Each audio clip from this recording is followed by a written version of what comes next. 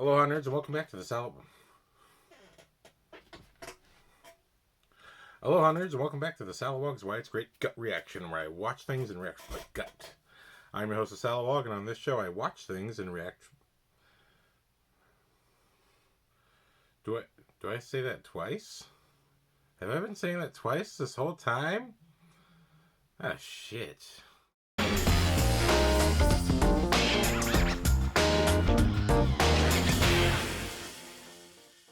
Welcome back to the Why It's Great Gut Reaction. I saw Barbarian. That was an exciting film. I would say if you've seen the trailer for Barbarian, you've basically seen the movie in terms of the tension. You know what I mean? I'm not saying you've seen the whole movie. Just saying if you want to know, was the trailer sort of accurate to the experience of the movie? Totally. So I would say the first hour of Barbarian is 100% accurate to the trailer, where you're just like, where's this going to go? Where's this going to go? No, don't do this. And information about, it's this young woman. She rents out she does Airbnb for this house in the middle of nowhere in the middle of the night. And when she gets to the house, she can't get in. Turns out someone else is already staying there, and this young man allows her in, and there is suspicion and awkwardness. Is like, is this your plot to keep me here? What's going on? And ultimately, she trusts the guy enough to stay in his bedroom that he is renting out and lock the door, and then he stays out in the living room. But then that's when the creepy things start. All of a sudden, doors start opening. We hear creepy noises. What's going on? And they slowly uncover. Literally, they go underneath the house and discover underneath the basement is another basement, and underneath that basement is another basement. We kind of just keep uncovering this very scary, scary little world totally underneath this unassuming house that these people are trying to do their little Airbnb experience. And I said the first hour is very creepy. It's very good. Without spoiling too much, in the second hour, we get Justin Long, who appears as a completely different character. He's totally a Hollywood, LA type of guy. And he's dealing with some accusations of behavior, some assault related behavior. And it's messing with his career. It's messing his life up a bit. And it's not clear right up front that he is guilty, but there's definitely hints in his character that he's definitely not innocent. And then he ends up going to the house. I'm not going to say why, because that's a spoiler. But he ends up going to the same Airbnb house and going through all the same motions of the first half of the movie. And if you haven't seen the movie, it is available on HBO Max right now. If you have HBO Max, go check it out. Spoiler free. I think overall it was an entertaining movie. If you like creepy movies where there's a little bit of violence, a little bit of gore, not a lot, but a little bit, and just lots of tension, it's very entertaining on that front. But I can't really talk about it too much without going to spoilers. Spoiler, I'm going to spoil Barbarian now. If you don't want Barbarian to be spoiled, well then, stop watching now. Go on HBO Max or go watch it illegally, or however you do it. Go watch it. And then come back right here at this timestamp of where I am at this moment. 11 minutes into this review. So, spoilers. Okay. For those who have watched Barbarian, what the fuck, man? It's some creepy old lady, but she's like all scary and deformed looking, bashing people's heads in. And it turns out she just wants you to drink from her breast, and she wants to treat you like a baby. And it's like, that's so weird, but she's also keeping you in a cage, which is like, what? And then the whole flashback story of the house. And first of all, this film does a total mislead. When the main girl rides up to this house, I swear, she looks around and she sees lights in some of the house. You see there are lights in some of these houses, and then they come back and do a shot where she's looking around and all the houses are dark. And then when she goes into the house finally, you can see some lights on in some of the houses down the street. So I'm not entirely sure what was going on there. I don't know if this is an intentional mislead, or if this is just a technical screw up, or if I'm just seeing things because I don't sleep enough. But I just thought right off the bat. But I really like the main girl. That she was a really strong performer. And the main guy as well. They had a nice natural chemistry with each other. Where I like when the movie gives you that little inkling, like, this could turn out to be a nice little romantic situation. Except we know what movie we're in. But if somehow these two get cast in a rom-com in the future, I totally could see it working out and being a very fun, entertaining movie.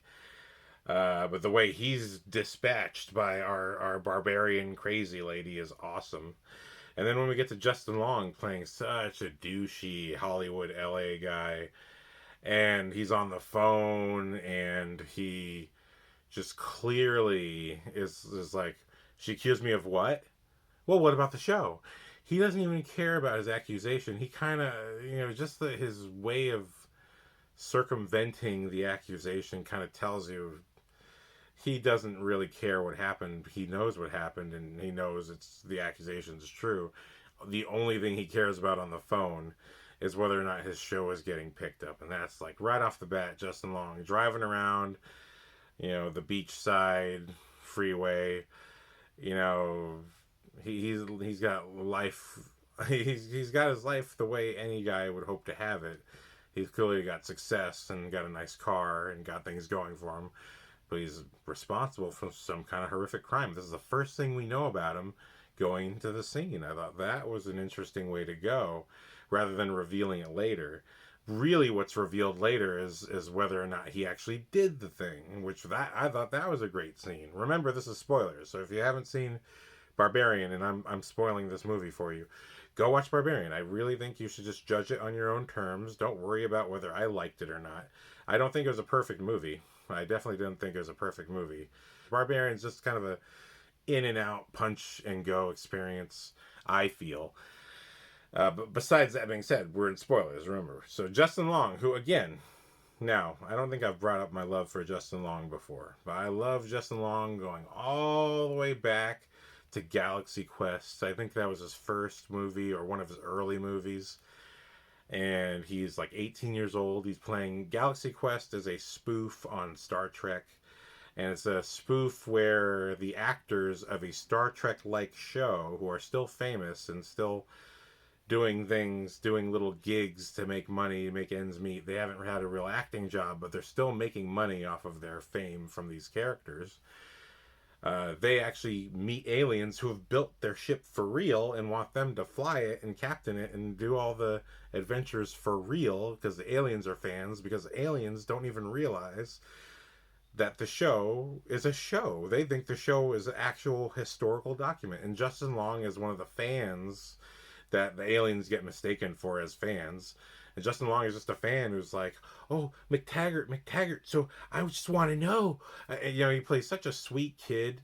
And the very next movie I see him in is Jeepers Creepers, where, again, he's playing a very, a nice enough kid. Maybe he's got some more layers to him, but on the most part, you see he's a nice enough kid. He's going on a road trip with his sister, who, I remember that actress being very gorgeous.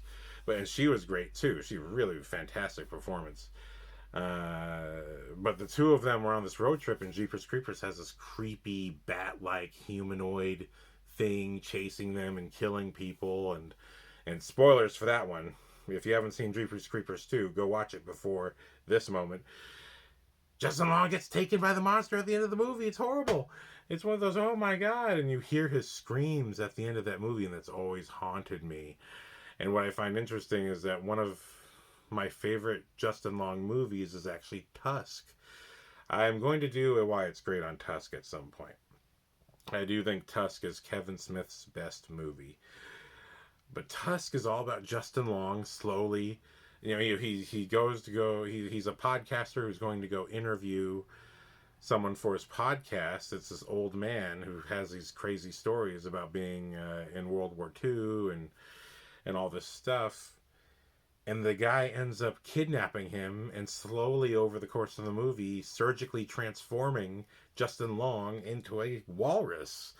It's a ridiculous premise, it's crazy, and it is somehow both scary and hilarious at the same time in a kind of 60s goofy kind of way, but at the same time with a kind of a 70s camera sensibility, but also a modern day cinematography style.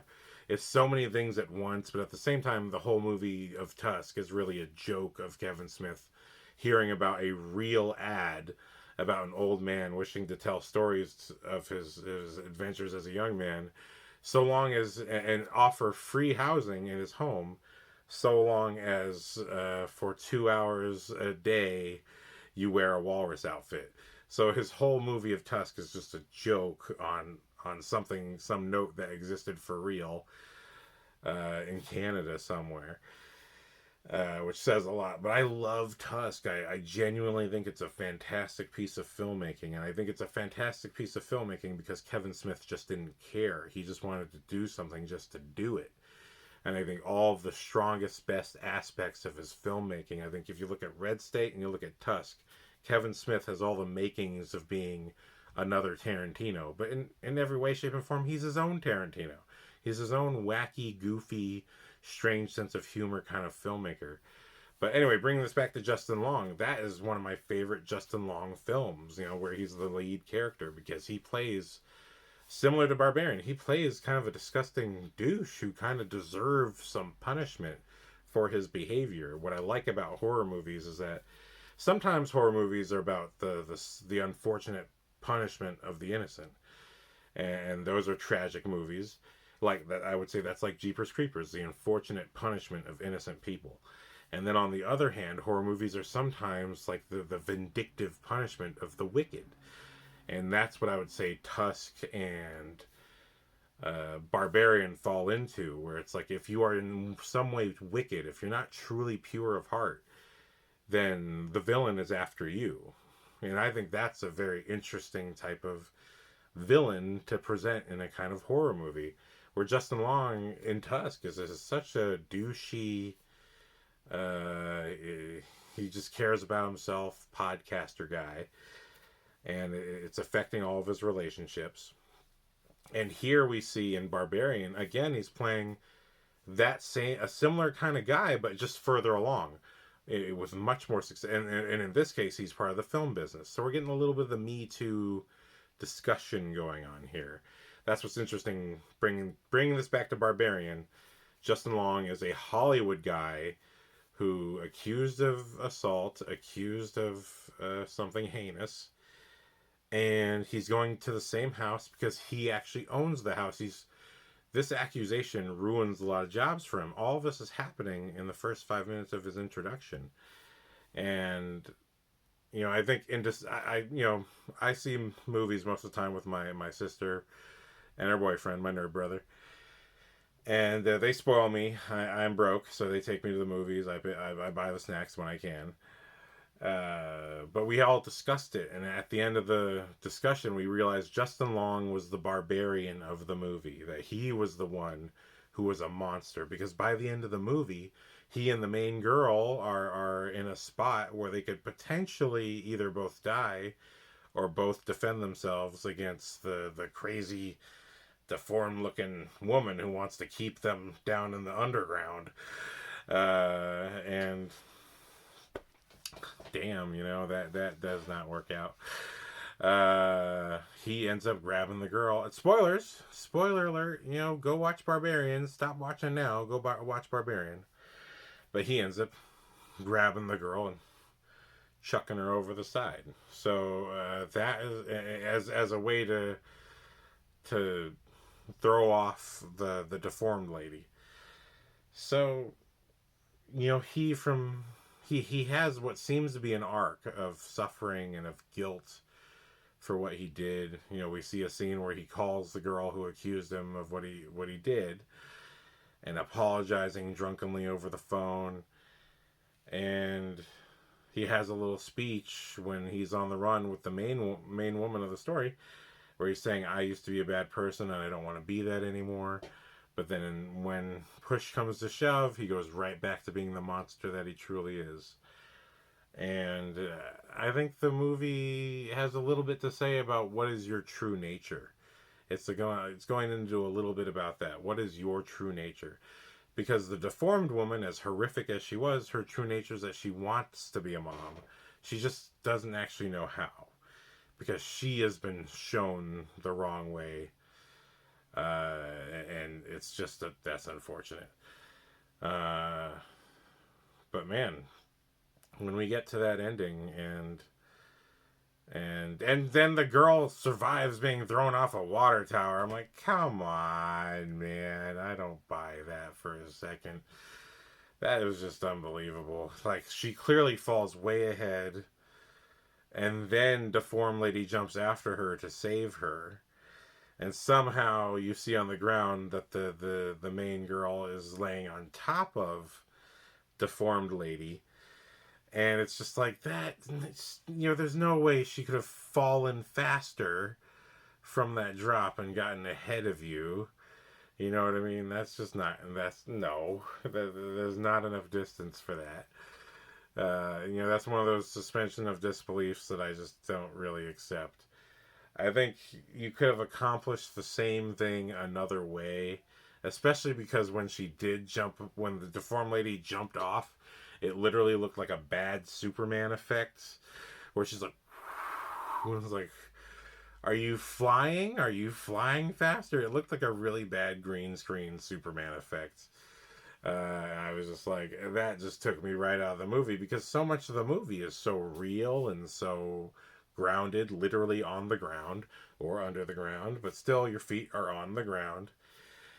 And so once you get to sort of green screen land and just, okay, like, I get it. This is symbolic of Justin Long's arc, that he is the barbarian of the movie, and he gets his just desserts because deformed lady lives long enough to crush his skull in, and it's beautiful. And yeah, so that was worth getting to, I guess. And then you see the main girl walking off, and it's just like, okay. But that's really where my problem is. I feel like the movie as a whole does a really great job of having multiple levels going on. We got, the movie's called Barbarian, but the word is not used.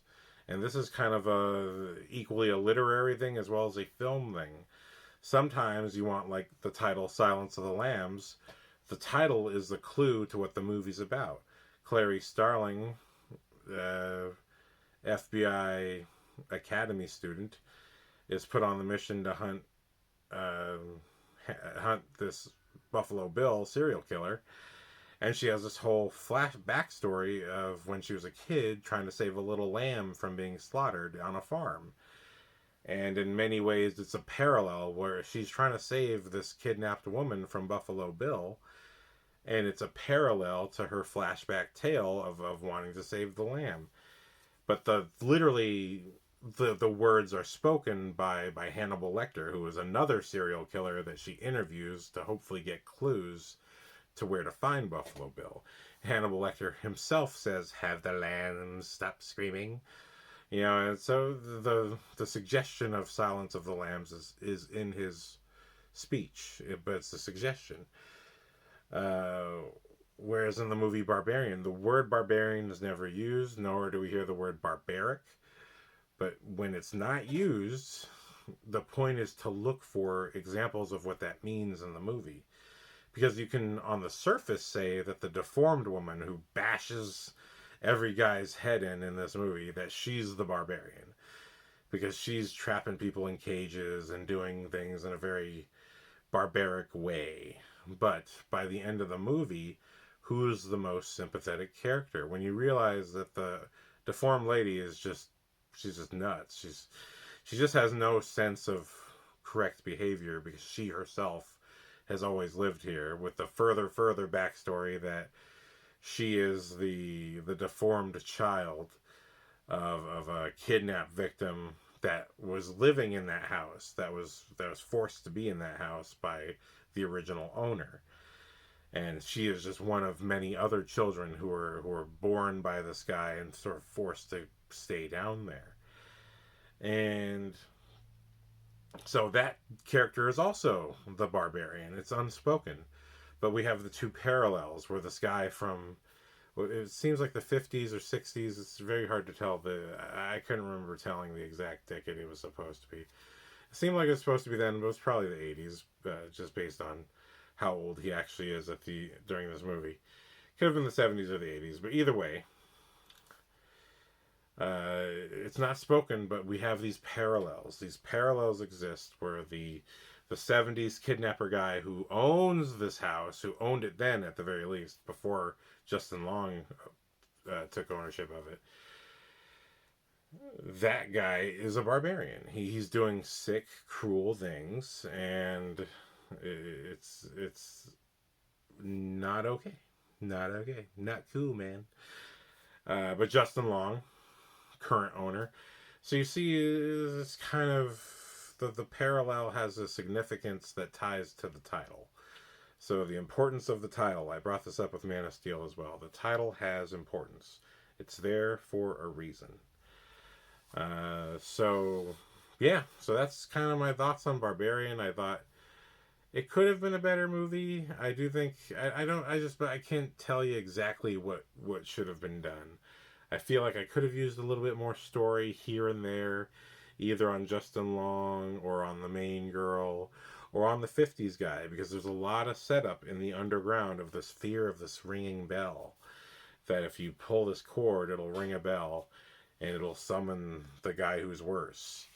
And the guy who's worse is a very old man who can't do anything anymore.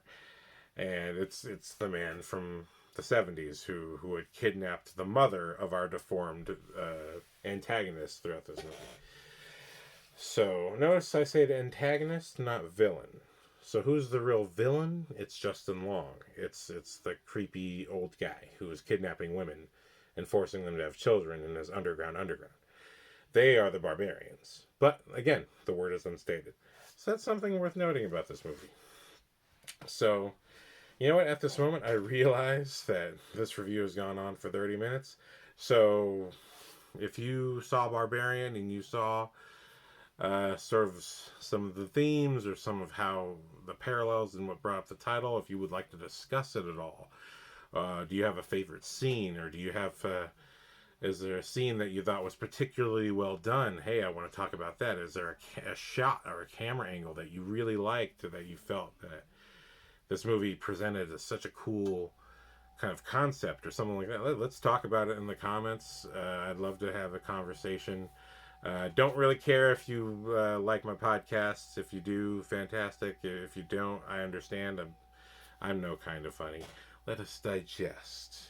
And I'm going to review something else in the next video.